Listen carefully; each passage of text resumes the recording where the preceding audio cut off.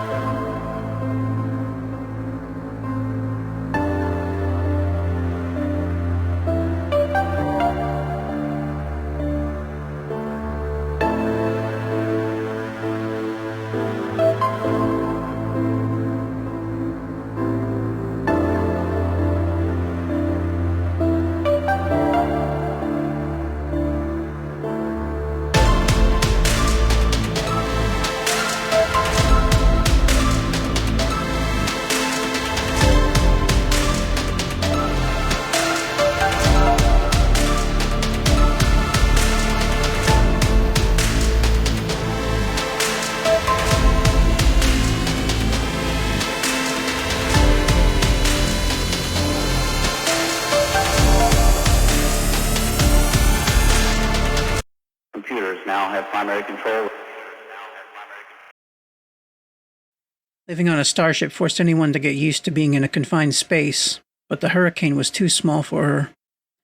Pyrrha had felt agitated for most of the trip, partly a result of instinct and partly the result of personality. Alexander seemed concerned about her, and it only grated on her more. It wasn't his fault, and it was quite caring, but it was still bothering her. Trying not to show it was taxing. She forced herself to be deliberate in each action, to focus on the moment. But when there was so little to do in the moment, that became difficult in its own way. And the most annoying part was that there was something else bothering her, but she just didn't want to talk about it. Digging into her bag, she took out a small stone from a pouch. She didn't want Alexander to see that she had it and folded her wing drapes around her body. He glanced at her out of the corner of his eye. He knew when she was hiding something, but he said nothing, for which she was grateful. The hardest part of their marriage had been unlearning aspects of their own behavior that did not mesh. Humans seemed more open in general than her kind, who had higher expectations of privacy. Going into the central corridor, she began pacing, or the equivalent, in 0G, simply pushing herself one way down the hall and then back the other. They had gone through the dash gate only an hour before, and it would be another 17 before they even arrived at this third colony. The ship was vibrating again, but at least not as much as it had been during the first dash, and even if she could only feel it when she touched the surface, the sound was always there. The executive officer had taken the time before they entered to try and attune the ship better to the gate. It was newer, though already showing some signs of worse maintenance than the first. Early had figured that within 10 years it'd be far worse than the first one, and it all just made her wonder how these colonies ever hoped to grow without caring for their own infrastructure. Now the rattling of everything was grating on her. It reminded her of a steep cliff starting to collapse. "Too many things compounding," she said softly, opening her hand to look at the stone. It was only 5 centimeters long, pierced with smooth holes not quite large enough for a finger to go in. It was silent in her hand, but given a good wind it would have sung. A heavy clunk caused her to look up. Closing her hand around the stone, she saw the chief science officer as he came around the corner. She came to attention and saluted him. The electronic face on Senz's suit turned into a polite smile. "At ease, Lieutenant. I see I am not the only one out for a walk," he said cheerfully. "It helps a bit," she replied neutrally, letting her salute drop. It would have been overly formal even on duty, but she'd felt caught. Perhaps Senz knew that. "I can leave you to your walk if you wish," he said. She struggled with the desire to say yes. Senz was possibly the nicest and most innocent being she had ever known, and adored conversation. To walk away from him now felt like being mean to a child. "It's fine. How are you, sir? I hope this leg of the journey is not bothering you as much as the last." "The last was quite unpleasant," he admitted. "But only that. This leg is only, well, annoying. I cannot actually quantify this, but I think I feel the vibrations far more than the rest of you, and it makes all of me want to hide in their shells." She knew only a little about the biology of this species. 100 or so individual polyps that cooperated with complex neural nets that they built between chunks of calcified rock that were constructed over long periods of time. Each polyp was only somewhat intelligent, but when many combined, they formed an impressive intellect. He started to move along again, and she kept pace. Even here, it was incredible how easily he seemed to move. On the Hurricane, they were functionally in zero gravity, but to move that water-filled suit in the artificial gravity of a place like the Craton had to require massive strength. "May I ask you a question, sir?" she asked. "Of course," he replied. "And please, you can drop any title or formality. They're one of the few aspects of being on the Craton that I dislike. There is no hierarchy among polyps." He chuckled, and she gave a smile. It occurred to her that they had both become so used to being around humans that they were both faking their mannerisms to each other. "Is it true that on your homeworld your species are not anything like a humanoid or biped?" "Your information is accurate," he replied. They reached the end of the corridor and turned to float back down the other way. "We are something more like crawling masses on our homeworld. It works well for moving over reefs in the shallow seas we come from. However, we may form our sections as we like, and while early contact had us being in such forms, we realized that being more humanoid would help us relate with such species better." "Was it hard to learn to become a biped?" she asked. He considered a moment, his screen appearing thoughtful. "In a way. It is somewhat like the strength training a species might undergo before moving onto a higher gravity world. We don't usually break ourselves up, but there's no reason we can't, if we're careful. So I spent a few years breaking myself into smaller pieces and then rearranging them into something like a humanoid." "A few years?" "I know it sounds like a lot, but while I was doing that, I was also getting an education on living among other species, so it was not as boring as it sounds." He laughed again, and for a moment she saw specks of light in the water around his face screen. The polyps were lighting up in different colors. Perhaps that was his own kind's form of a laugh. "Still, that sounds like a lot of effort." "I won't lie, it was. But it was worth it, because now I can walk and talk face to face with beings such as yourself or the captain." "Does it become awkward among your own kind?" "Not really. We have no defined shapes. They will know from looking that I took this form and surely figure out why. But if anything, it will only lead to some more questions." He looked down to her hand. "May I ask you a question now, Pyrrha?" "It only seems fair, sir." "Just sends, if you please. What is that you're holding?" She hadn't realized he'd noticed it. With how clunky his suit looked and how his face screen only showed forward, it was easy to imagine he didn't see well. "Oh, it's a singing stone," she said. "A singing stone? Oh yes, from your homeworld. They have quite the significance to some groups there, from what I understand. I hope my question was not rude." "No, sir, sends. You're fine," she said, opening her hand to look at it. "You're right, though. Among some groups on my homeworld, these were quite important." Sens was quiet a moment. When he spoke again, her translator turned his voice a little softer.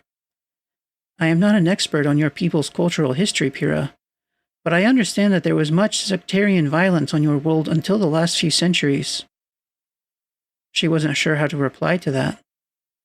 "It's not an issue anymore," she finally said. "Ah," Sens replied.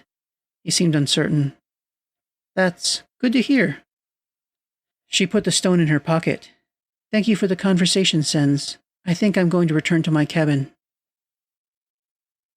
Brooks entered the bridge. Sens had taken the watch and seemed distracted, reading a tablet. But the being's attention could go in many directions, and he was fully aware of Brooks' arrival. "Commander," Brooks said, giving him a nod. "Captain," the being replied. "We are only 7 minutes from entry to this system's Kuiper belt. Our information indicates that the colony of New Vitriol is a mostly rocky object approximately 10 kilometers in diameter. We are not aware of how large the population is, but some of the public records we had access to in the last 2 colonies suggest Vitriol had initially a population of 300,000 or so. Thus, New Vitriol will have less than that." Brooks caught the way the coral hung up on the name. "Is something bothering you, Sens?" Yes, sir. This name, Vitriol, it is hard to translate into my language, and even when translated, I'm having trouble understanding it. Brooks moved to sit. Yes. Well, how would you define the word? Angry critique? But there is an element of the translation that I just do not understand. That's because the word implies more than anger. There's an element of intentionally wishing harm in it. Sens was silent for a moment, and his face screen went to a strange sort of default blankness. Lights in his suit flashed in confused patterns, and staring at it was dazzling. I understand that many species have had wars and conflicts. My own people have become involved in those of the sapient union, but I was not directly. In a way, I can understand that these stemmed almost always from material causes, the lack of or desire for something vital to life. But cruelty is not something you are able to really understand, Brooks commented. That's correct, Captain. He was silent a moment before adding, in some ways, I feel it gives me a permanent blind spot when it comes to other species. Your natural evolution has, for some reason, given your species the ability to have these thoughts, and yet, mine cannot seem to conceive of them. Brooks wasn't sure how to reply to that. It was true, though. His species was capable of cruelty. It was some kind of byproduct of evolution that served a purpose that was hard for him to justify. And humanity was not alone. Most other sapient species had, at least somewhere in their history, shown such behaviors. None of them were proud of it, but they could not change their pasts. They could only try now to rise above. At times your own kind are difficult for us to understand, he finally said. We are singular minds, not collectives. I suppose, though, I am glad that your kind can't feel it. You're not missing out on much of value.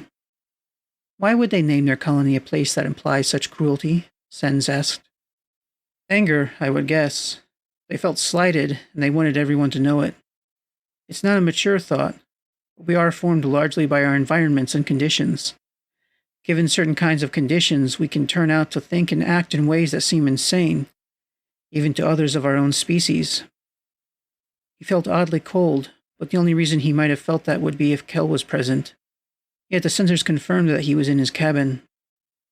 Sens turned to business. We're about to come back into real space in 30 seconds. Brooks put on the comm. All personnel, prepare for reversion to real space. I will be very grateful to have this shaking cease, Sens said. Are you feeling all right? Well enough. I might be what you'd call sore for a few days, but hopefully we won't have to leave here immediately so I can recuperate somewhat. Brooks knew he'd have to make sure he fully understood the extent of harm that the being had suffered through the trip. Sens was a dutiful officer, and he was not sure if this trip had given him the equivalent of a headache or a broken rib. Making a note to himself to check on that later, he composed himself for their immediate concern. With a lurch, they re-entered real space. Brooks glanced at Sens and saw the placid smile on his face, which reassured him. Checking that everyone else on board was fine, he then switched to external view and found the colony of new Vitriol. I've sent a message, but we're just getting an automated reply, Sens noted. Early entered the bridge, followed by Kel. The compartment was beginning to feel crowded. Unknown ship. Follow beacon course laid out for you. It was a message, but not on an open channel. Sens looked to Brooks for orders. Take us in, he ordered. Kel was staring off, not at the monitors, but just above them. Early caught his direction of gaze. What is it, Kel? You look like you've just seen a Leviathan. No, the ambassador replied, but I see something. There is a presence here. What kind of presence? Brooks asked. Is it a danger? Kel shook his head. I believe it is the seer. Seer? Early asked. It's a very old term from the English language, Sens chipped in, for a being who is able to see the future. Or other things, Kel said. Such things are superstition, Early noted sourly. Perhaps, Kel replied. Brooks arched an eyebrow but said nothing on the topic. I want everyone dressed and assembled for disembarkment in 10 minutes. We set down in 15. The hangar in New Vitriol could have fit a ship twice their size and 3 times their length, with the docking clamps and boarding tube hooked into place without difficulty. Connection isn't very good, Early noted. Just above the minimum standards. Air quality is pretty poor, too. Nothing toxic, but a much higher level of bacteria and chemical compounds than I would call healthy for long-term exposure. He glanced to Brooks. Keep your kids on the ship for now, the captain said. And you stay here for the time being. I'll take Dr. Logus and Sens and we'll go meet their welcoming party. Aye, sir. They went down the tube. On the other end, the airlock door opened, and a man who could only have been the governor was awaiting them. Along with him were a handful of officials and several guards, only the leader of whom had his face visible. The governor's grin was surely meant to be friendly, but nothing about it conveyed warmth. His outfit was a mix of sensible and faded grandiose, with a high collar that appeared to have been cut down after some of the ribbing had folded. Welcome to New Vitriol, gents. His eyes went to Sens, and for a moment his smile faltered. He didn't seem to know what he was looking at. There was no gravity on the station, and Brooks floated himself forward, drawing the governor's eye back to him. I'm Captain Mayor Ian Brooks, he introduced himself, before gesturing to the others. Dr. Arn Logus and Commander Sens. What is he, a fancy drone? The governor asked, eyes going back to the commander. I am what your people call a coral, or polyp, Sens answered, from the Dulia system. An alien, the man said. His smile had faded and he gave Brooks a glare. We welcome outsiders, Captain Mayor, but things aren't free on New Vitriol, and prices are higher for some. We'll be happy to take you up on your hospitality and pay you for your services, Brooks replied. So long as it's safe for my people here, all of my people. It is one of the most important laws of interstellar trade, that all travelers can expect welcome and safety. Everyone's safe on New Vitriol, the governor replied, his tone turning a little sour. As long as you don't plan to stay, we don't promise that. We got supply problems and we don't want population in here that's not going to help us get more population. He was looking pointedly at Sens, then shrugged expansively. More bodies means more workers, and more workers means more resources. Surely you understand. None of us are coming to stay, Governor. Brooks trailed off. Perhaps a proper introduction is in order. Neck teed, the governor said, then gestured to the guard without a helmet. This here is my chief of security and second in command, Hock Rem. Brooks nodded to the latter, who regarded him coldly, saying nothing. He didn't look like a local. His neck was thick with muscle, as if he'd come from a place with a much higher gravity. But Neck Teed was still talking. I'm not just the leader of New Vitriol, but the rightful governor of this system. Though you wouldn't know that by talking to that Judas, Ban. Brooks wasn't sure who Ban was, and the governor must have noticed. I heard you just spoke with him. The head over at Old Vitriol. Ban is a crotchety bastard who hates meeting face to face. The man slid a thumb across his throat. Paranoid, you see. About assassins. Oh my, Sen said. I was not aware there was a substantial risk of such violence in the system. Neck chuckled. Just in his mind. Man is the reason we're banished. He doesn't trust anyone with a claim on the Teed line. That's unfortunate, Brooks said. Governor, we've come to speak to you about... I know who you're looking for. The man grinned and tapped his head. Word spread faster than light in the system. I know the freak you're looking for, and she's here. With how unfruitful the trip had been so far, even this kind of response made Brooks feel like this was going too well. Can you arrange a meeting? I would like to talk to her. Sure, the man said. That'll be no problem. Except you might not live to get a word out. The man chuckled, an ugly sound. Seeing as she likes to kill people just by looking at them. The airlock sealed behind them. There was no need to pump in air, but Brooks pressed on the hold button all the same. Now that they were back inside the Hurricane, he felt secure in talking. He only needed to glance to Dr. Logus. Interesting fellow, the man commented. With an active imagination, Brooks added. What do you make of his story? That he's the rightful governor. That Ban Teed is the paranoid one. His clear bias against non-humans. Or his claim that the CR killed a man by looking at him. The last, Brooks replied dryly. Fanciful, at best. No CR on record has ever been able to do something like that. And rare as they are, there's still tens of thousands of cases. So either the CR used some other method, or it's just an accusation. It's very common for cerebral readers to face this sort of problem, Sens noted. There are no reported cases among my species, but most others have similar conditions. In nearly all of them, CRs face a greatly increased rate of assault, murder, and wrongful imprisonment, along with general social isolation. He's made his goal clear as well, Logus said. He wants more people. Perhaps he hopes to borrow the CR for your assistance in getting more here. I can't say I would recommend the place based on what I've seen so far, as short as it's been, the captain commented. Nor I, Sen said, and even not just among my own kind, for there's clear bias against me. In the governor and his entourage, I see signs of long-term radiation damage and general poor health. Outside the airlock, Brooks noticed that Early was waiting, and behind him was nearly every other person on the ship. We'll talk more later on this, Brooks told Logus. Gather the information you can. I'd like to know more about this place before I pass judgment on it. Opening the door, Brooks stepped into the ship proper. Captain, Early said. That seemed a brief meeting. I'm going to go talk more to Governor Teed, Brooks told Early and the assembled crew. We have permission to move among the colony, though they clearly have issues with non-humans. Would you prefer that we wait on the ship? Sens asked. Brooks shook his head. No, I'm not going to force anyone to stay on the ship after that rough ride we've had out there. The governor said we're welcome, and I intend to take him at his word. The colony still uses a market economy, so we'll all get you some external trade credits, in case you'd like to patronize any small businesses here. I am glad, Sens replied. I am highly curious to see more of such a young colony, and still in a rudimentary form of capitalism as well. It will be fascinating. Brooks glanced over them all. No one go anywhere alone, just to be on the safe side. Their bylaws state that the open carry of weapons is allowed, so I suggest that you all take sidearms. Seriously, Captain? Sens asked. Yes, he replied bluntly. In places like this, they tend not to respect people who are not carrying weapons.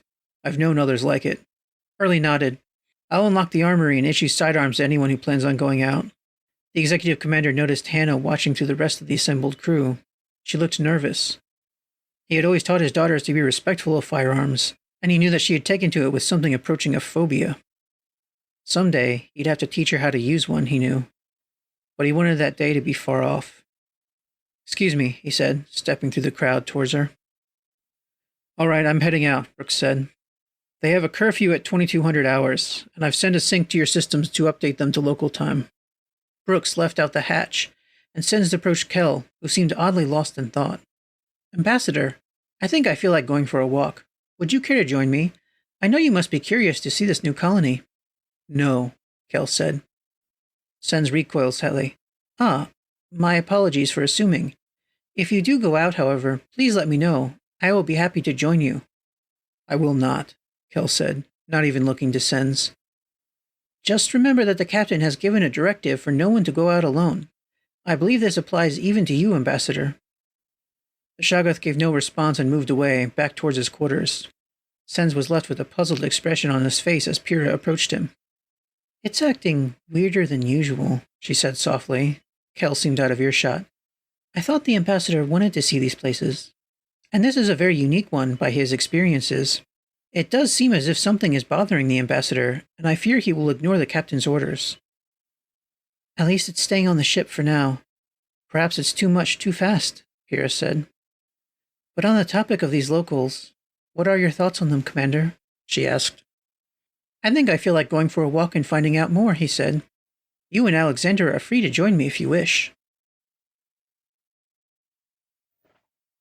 The head of security stood outside the governor's office. Hak Rem, as Brooks recalled. As he approached, the man led him in without a word, holding the door but making no move to follow him. Brooks looked the man up and down out of curiosity. He was heavier set than most people he'd seen so far in the system, and as subtle as it was an important detail. After many generations away from Earth, it was common for colonial humans to take on slightly different characteristics to better suit their conditions.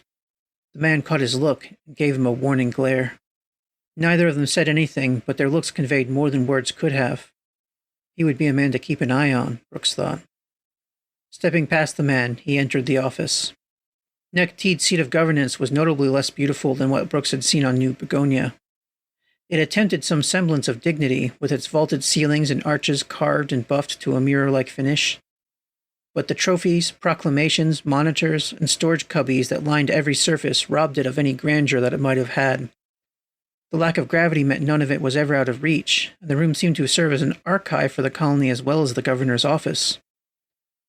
Your head of security does not seem to be from here, Brooks commented to Nekteed as he came in. May I ask where he's from? You think so, huh? Well, he's local, and there's no man I trust more, the governor replied, eyeing him. Now, Papa, sit. It'll hold you down. The governor gestured to a chair bolted onto the floor paneling. Brooks saw that it was lined with touch fasteners and decided against it, instead just holding onto the back to push himself to the floor in a standing position. You say the CR has killed a person? CR? The governor asked. We call them cerebral readers. They seem to have a kind of sixth sense for things that others cannot sense. That, and they can kill people by looking at them, the governor added grimly. She did in the last sheriff, you see. He came to question her about another death, but she wasn't going to listen. Just looked at him, and like that he had an aneurysm. Ugly kind of death. And you're certain it wasn't a natural death? Brooks asked. I've never heard of a CR being able to cause harm. T did his rather disturbing grin again. Captain, he said, are you implying that I would lie about this? I don't know why you would, Brooks replied, but I have been sent to find out more about this person. Teed stuck himself to his chair with a crackling sound from the touch fasteners. Well, we can come back to that, Captain. I have some other things you should hear about first. Brooks knew that the man was going to haggle with him for the CR. She wasn't a human to him or a criminal, he reckoned. She was a bargaining chip. Go ahead, he said, keeping his voice neutral. This colony here, we face a lot of troubles. Kicked out, not once, but twice, from what was rightfully ours. We all had a proper legal claim to this system, Captain. Isn't a single soul here or on the homeworld that would disagree. Yet here we are. Legally, the man had a point, Brooks knew. The colony was equally the property of all who set out to settle it. But there was the matter of what the democratic majority of that colony chose to do, and what the minority chose to do. If they had left the rest of the colony to found this place, then they couldn't now be making claims on the parts they had left behind. I sympathize, Governor, but I'm not sure why you're telling me, Brooks said flatly. The governor continued his push. There are things we both want, Captain. How'd you like to bring another system back into the SU, huh? I'm sure it'd be a shiny pin on your cap. And you'd get what you want, your CR. She may be a criminal here, but bonds can be paid in other ways. With membership in the Sapient Union, Brooks asked. That's just the first part, and trust me, you'll be covered in glory. Saving the last vestige of good people in a system overrun by religious fanatics. You guys don't care for this religious shit anymore. It'll be an easy sell for you. But what I need are colonists. It's not like I want you to come in and start blasting the other colonies. I just want to make us the biggest, best colony. It's why we even picked this godforsaken rock, Captain. It's big. Big enough to be the start of a nice-sized spaceport. Your entry point into the system. When we control the trade coming through here, we can get the other colonies to change their ways. Help them to move forward. His face turned into an ugly smile. But I have to have the bodies. We're not even 30,000 people. Not even enough to be a viable population. Brooks stared at him for a long moment. You're free to apply for membership to the Sapient Union. You always have been. You have to meet the criteria for acceptance, however. And you are free to put out calls for colonists, as long as you disclose all conditions and laws confirmed by an SU emissary. The man scowled. That's it? You're not willing to work with me at all?